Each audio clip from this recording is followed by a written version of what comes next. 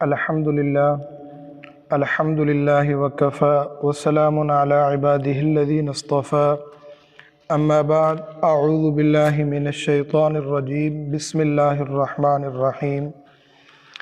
आज की हम इस वीडियो में बात करेंगे ख्वाब के अंदर कबूतर देखना, ख्वाब के अंदर कबूतर को पकड़ना, ख्वाब के अंदर कबूतर का उड़ जाना, ख्वाब के अंदर एक कबूतर को पकड़ना या बहुत सारे कबूतर पकड़ना, ख्वाब के अंदर कबूतर का गोश्त खाना, कबूतर को ज़िबह करना या ख्वाब के अंदर कबूतर का हाथ से उड़ जाना फिर वापस आ जाना या फिर लौट कर वापस ना आना, इस सारे की मुख्तलिफ़ ताबीरें हैं और इसकी मुख्तलिफ़ सूरतें हैं।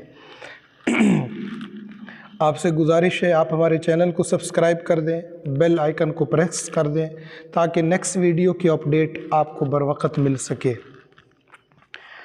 हज़रत मोहम्मद बिन सिरीन रहमतुल्लाह ताला अलैह फरमाते हैं, ख्वाब के अंदर कबूतर को देखना इस बात की दलील है कि साहिब ख्वाब ने औरत को देखा है, साहिब ख्वाब ने खादमा लौंडी को देखा है। हज़रत मोहम्मद बिन सिरीन रहमतुल्लाह ताला अलैह फरमाते हैं, अगर कोई शख्स ख्वाब में कबूतर को पकड़ता है या उसने पकड़ कर किसी और को आगे कबूतर दिया है तो दलील है कि वो औरत हासिल करेगा। अगर उसने कबूतर ख़रीदा है और कबूतर उसके हाथ से उड़ गया है तो दलील है कि वो औरत को तलाक़ देगा या वो अपनी लौंडी को आगे फ़रोख्त करेगा, आगे बेचेगा।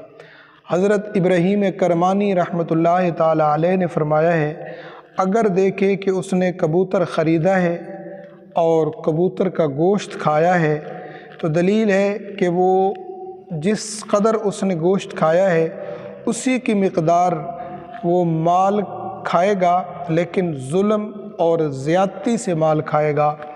अगर देखे कि उसके पास बहुत से कबूतर हैं तो दलील है इस बात की कि वो बहुत सी खादमें, बहुत सी कनीज़ाएँ ख़रीदेगा।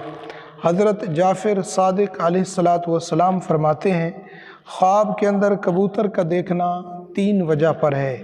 नंबर 1 मनफ़ात, नंबर 2 मईशत और नंबर 3 गम, तकलीफ़, मुसीबत और परेशानी।